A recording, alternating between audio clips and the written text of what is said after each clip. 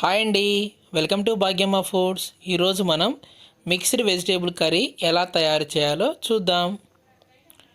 ముందుగా మనం కాయల్ని, ఉల్లాకు కాడల్ని, పాలకూరని కట్ చేసుకొని ఈ విధంగా నీళ్ళల్లో వేసుకోవాలి.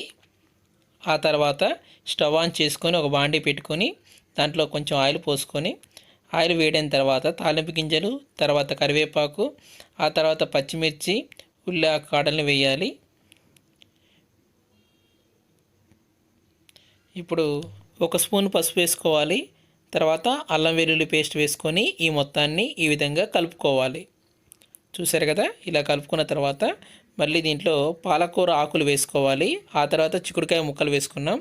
ఇప్పుడు వీటన్నిటిని కూడా ఈ విధంగా కలుపుకోవాలి.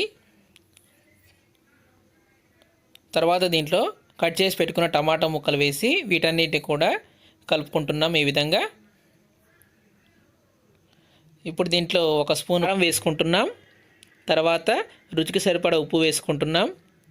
తర్వాత కొద్దిగా కొత్తిమీర వేసుకున్నాం. ఇప్పుడు వీటన్నిటిని ఈ విధంగా కలుపుకోవాలి.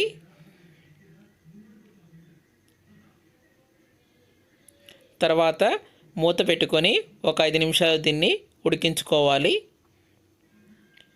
ఓకే, చూశారు కదా, 5 నిమిషాలు అయిపోయాయి. ఇప్పుడు మూత తీసి చూద్దాం. ఇప్పుడు దీంట్లో ఫైనల్గా ధనియాల పొడి వేద్దాం. ఒక స్పూన్ ధనియాల పొడి వేసామండి. ధనియాల పొడి వేసిన తర్వాత ఈ మొత్తాన్ని కూడా ఈ విధంగా కలుపుకోవాలి.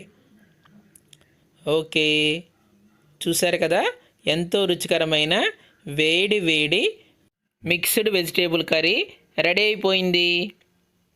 మీరు కూడా ఈ మిక్స్డ్ వెజిటేబుల్ కర్రీ ట్రై చేసి మీకు ఎలా కుదిరిందో మన భాగ్యమ్మ ఫుడ్ ఛానల్ కామెంట్ సెక్షన్లో తెలియచేయండి.